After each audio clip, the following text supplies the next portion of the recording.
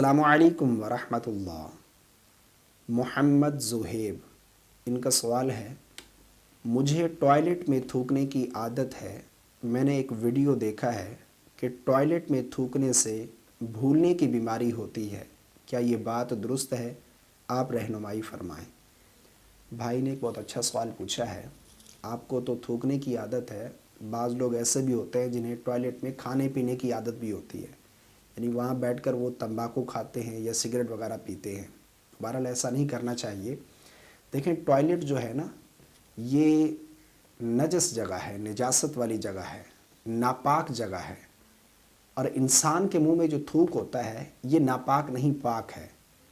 इसलिए पाक चीज़ को नापाक जगह पर फेंकना ये शरअन मकरूह है। ये मकरूह तंज़ीही है, यानी नाजायज़ और हराम तो नहीं कह सकते, लेकिन मकरूह तंज़ीही ज़रूर है कि ये शरीयत को नापसंद है, ऐसा नहीं करना चाहिए। ये नहीं कि टॉयलेट वाली जगह पर, इसके अलावा भी कहीं और निजासत है या नापाकी की जगह है, वहाँ पर भी थूकना मना है, वहाँ पर भी थूकना शरअन मकरूह है, मकरूह तंज़ीही।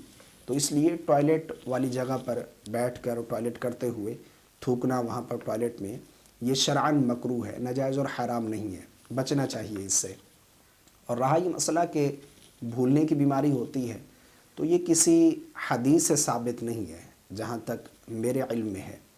हाँ, किसी बुज़ुर्ग का कौल हो सकता है, उलमा ने लिखा हो कि टॉयलेट में थूकने से भूलने की, निसियान की बीमारी हो जाती है इंसान को। बहरहाल बचना चाहिए, नहीं थूकना चाहिए टॉयलेट में।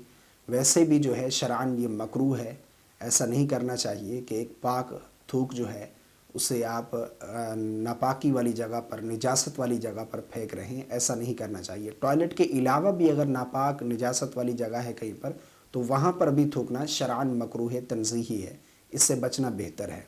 मुझे उम्मीद है आपको मेरी बात समझ आ गई होगी। इस क्लिप को अपने दोस्तों के साथ ज़रूर शेयर कीजिएगा। मुझे रखिए दुआओं में याद। अस्सलामु अलैकुम वरहमतुल्लाह।